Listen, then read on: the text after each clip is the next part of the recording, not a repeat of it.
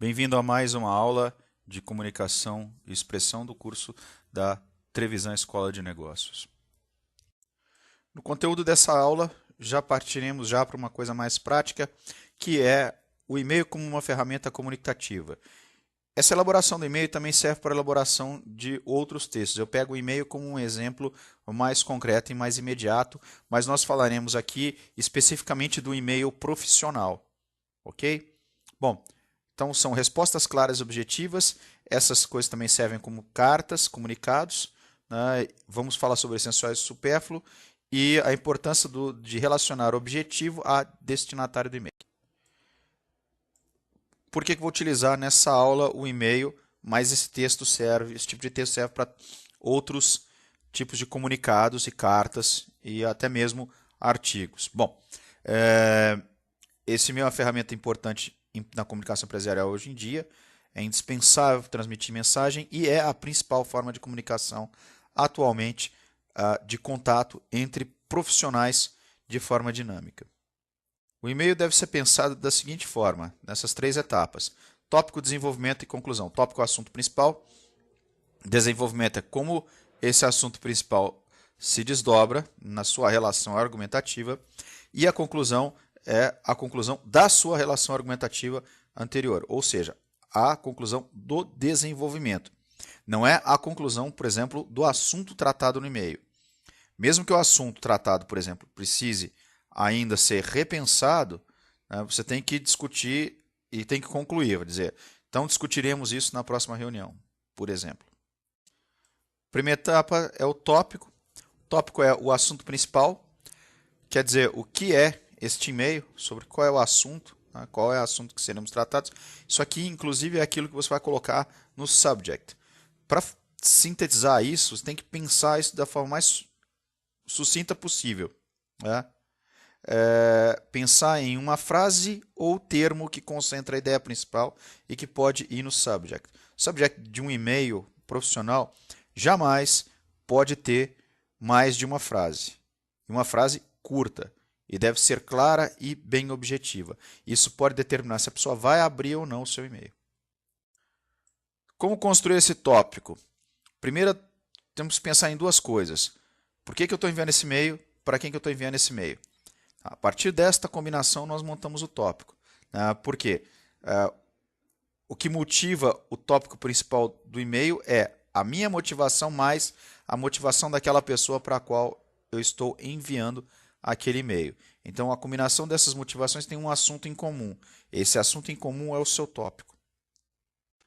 Daqui, então, nós tiramos a estrutura do tópico, que é o assunto principal, que é a resposta a o porquê eu estou escrevendo esse e-mail e o para quem eu estou escrevendo esse e-mail, essa motivação, mas o contexto em que este, né, assunto principal está inserido. Essa é a sua estrutura do tópico e é a partir daqui que você tem que desenvolver o seu texto do e-mail. Vamos ao exemplo de um e-mail bem elaborado. Prezado fulano, né, no Brasil nós temos o hábito de tratar, né, as pessoas, mesmo em relações comerciais, pelo primeiro nome. É uma tradição no Brasil. Não, nenhuma pessoa se importa aqui de ser tratada pelo primeiro nome. No geral, ele é preferível.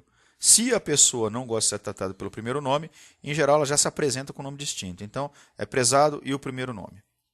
Estou enviando o relatório que me foi solicitado na última quinta-feira. Aqui nós já temos o tópico do e-mail. O que havia de interesse entre escrever este e-mail e a pessoa para quem estava sendo enviado? O e-mail vem em atender a solicitação de um relatório. Ok, é a primeira coisa que está dita no e-mail. Depois, nós vamos ver o contexto que se está inserido. Houve um atraso na data. Desse modo, ele sente necessidade de inserir o tópico nesse contexto. Ou seja, devido ao volume de atrasos de trabalhos no escritório, não pude enviá-lo na terça-feira conforme combinado. Assim, peço me desculpa, garanto que não haverá mais atrasos da minha parte. Atenciosamente, Beltrano da Silva, gerente de atendimento, empresa, né, número de telefone e um e-mail embaixo. Todas essas informações têm que estar constando nesta comunicação. Né? Então, nós temos o tópico, desenvolvimento, e ele apresenta uma conclusão. Né? O tópico é um relatório que foi solicitado, o contexto está no atraso desse relatório, conclui-se com o envio do relatório e a garantia de que não haverá mais atraso da parte deste funcionário. Simples e objetivo. Por isso se insiste muito nesta objetividade do e-mail. Ele deve começar com o objetivo. Ele não deve começar com a justificativa, por exemplo, do atraso do e-mail anterior. Como nós vimos, o desenvolvimento é a contextualização deste assunto. Você menciona o assunto de relevância, que é aquele do tópico, apresenta o problema, justifica e conclui, né? E aqui nessa parte é importante nós evitarmos generalizações. Generalizações como nós vimos, né, já na aula anterior. Aquelas coisas que é aquele tipo de argumento que você transforma uma coisa específica em algo genérico. No seu contexto, deve estar subentendido explicações que são necessárias, como, por exemplo, por quê, como, quando, quem e onde. Voltemos ao exemplo do e-mail enviado pelo Beltrano Silva. O que aparece nesse e-mail? Uma contextualização, o porquê ele está sendo enviado, como ele está sendo enviado, quando ele está sendo enviado, inclusive contextualizando o atraso que foi pedido, quando foi combinado e o dia que está sendo enviado. Quem está enviando ali, você tem que sempre se identificar, mesmo que o seu nome vá aparecer no endereço do e-mail, o e-mail tem que estar assinado com a sua função, a sua empresa e o seu telefone de contato, caso seja necessário. Certo? Na conclusão dessa comunicação, você sempre retoma o assunto, aquele do relatório, do comprometimento, no caso. Comprometa-se com o problema e seja determinado. Não seja vacilante. A conclusão, como repetindo o que eu disse anteriormente, não significa a conclusão do problema, mas a conclusão daquilo que está sendo dito.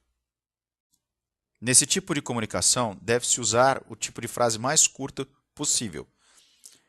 Ela é mais fácil de ser apreendida por aquele que lê e nos deixa menos suscetível a cometer equívocos. Além de frases mais curtas serem mais fáceis de encadear a argumentação e encadear o seu raciocínio. Sempre comece do mais simples para o complexo. Pense no enunciado de estado bem simples.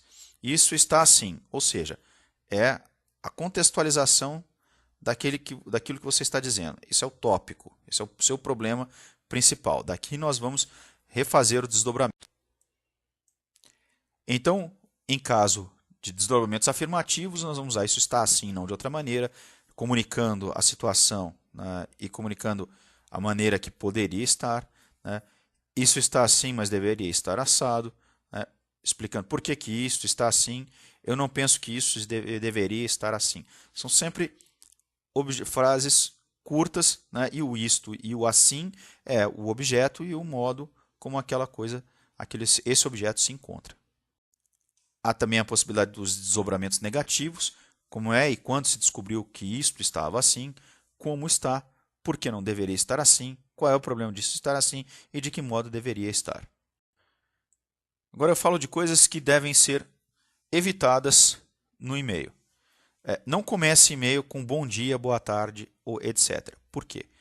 Essas marcas, bom dia, boa tarde, etc., são marcas da oralidade. Isso pertence à oralidade. Ou seja, a referência de bom dia, boa tarde, boa noite é o momento em que essa frase é enunciada. Então, isso é um deítico. Repito, deítico. O que é um deítico? Deítico, ele tem relação imediata com o contexto em que aquilo foi proferido. Você não pode transportar a linguagem oral para a linguagem escrita, porque linguagem oral e linguagem escrita são coisas diferentes. Você, por exemplo, não sabe se o seu interlocutor nesse e-mail vai ler o e-mail à tarde.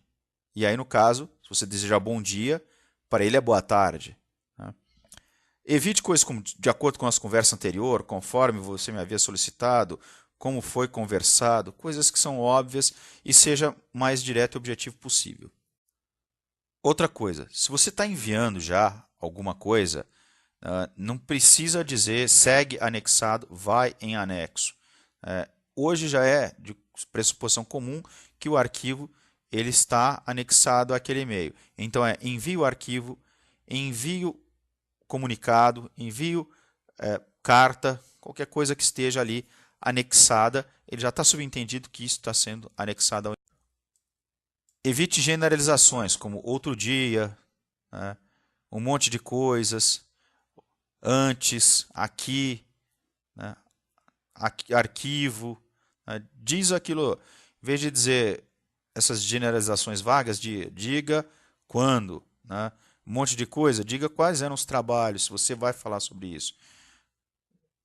Diga quando, né, data, dê data, não diz antes, depois, vou enviar, deixe isso vago. Né.